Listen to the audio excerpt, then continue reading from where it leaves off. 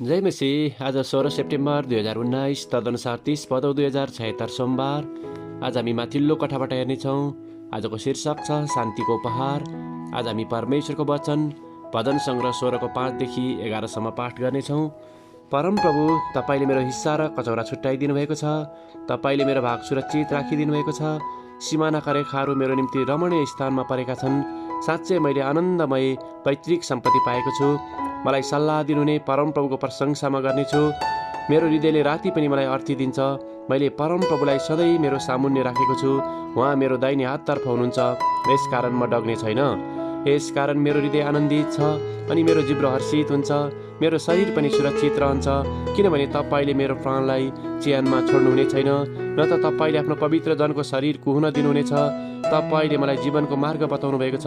तपाईँको उपस्थितिद्वारा तपाईँले आनन्दले मलाई गदगद पार्नुहुनेछ। तपाईँको दाहिने बाहुलीमा अनन्त आनन्द छ। आमेन। मैले परमप्रभुलाई सधैँ मेरो सामुन्ने राखेको छु।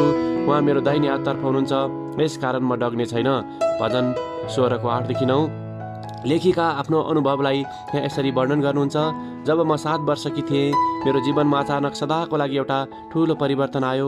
त्यो बेलासम्म म आफ्नो बुवासँग निकै नजिक थिएँ, तर एक रात उहाँ अप्रत्याशित रूपमा बित्नुभयो, जहाँदेखि मैले हराएको र एक्लो महसुस गर्न थालेँ। उहाँको मृत्यु पश्चात हाम्रो परिवारले निकै कष्टकर समय बिताउनु परेको थियो र यस्तो लाग्दथ्यो कि हामी एउटा गहिरो खाडलमा निस्किनै नसक्ने गरी फँसेका छौँ। जसरी वर्षहरू बित्दै गए, मलाई निरन्तर रूपमा भविष्यको चिन्ता र डरहरूले बिस्तारै गाँच्दै थियो र मेरो हृदयमा शान्ति हराउँदै गएको अवस्था थियो। आफूलाई डर र चिन्ताले हर बखत असर गरिरहेको कुरालाई जब मैले एक दिन महसुस गरेँ, मैले थाहा गरेँ कि ममा एउटा ठुलो समस्या छ।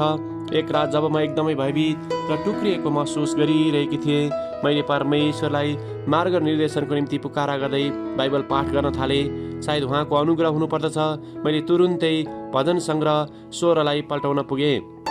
परमेश्वरमा धन्यवादी रहँदै मैले बिस्तारै वचनको सान्त्वना र उत्साहद्वारा शान्तिको अनुभव गर्न सकेँ, किनभने सारा सृष्टिको परमेश्वर मेरो दाहिनेतर्फ हुनुहुन्थ्यो। आमेन।